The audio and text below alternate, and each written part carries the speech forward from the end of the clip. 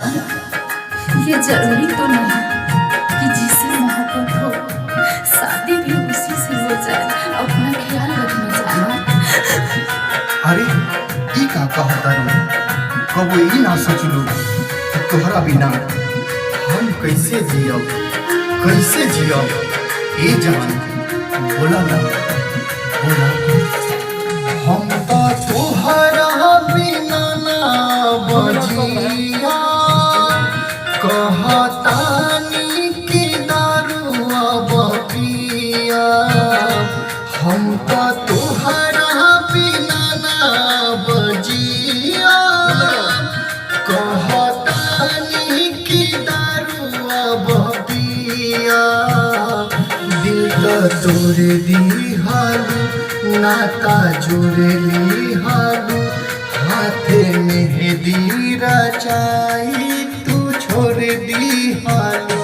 दिल तो तोरे दिहालू नाता जोड़े लिहालू हाथे मेहंदी रचाई तू छोड़ दिहालू।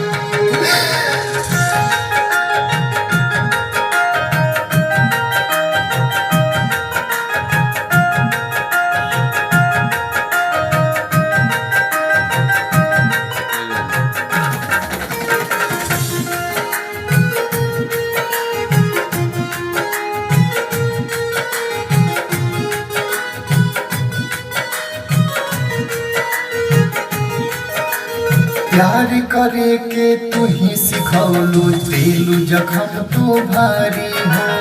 आ आ आ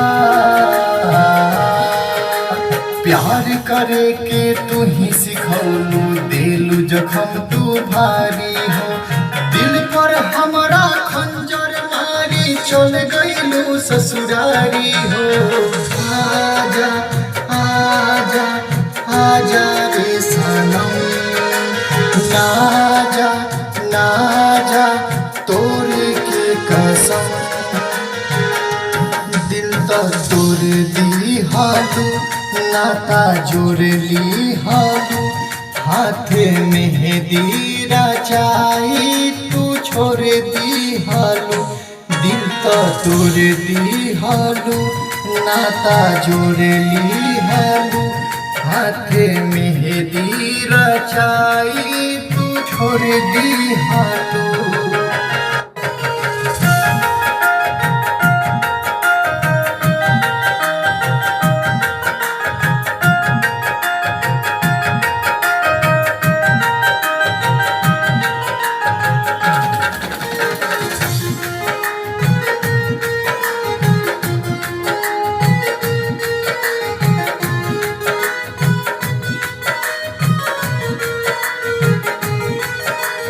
बगिया में हमरा अगिया लगैलू कबो नाही बूती हो।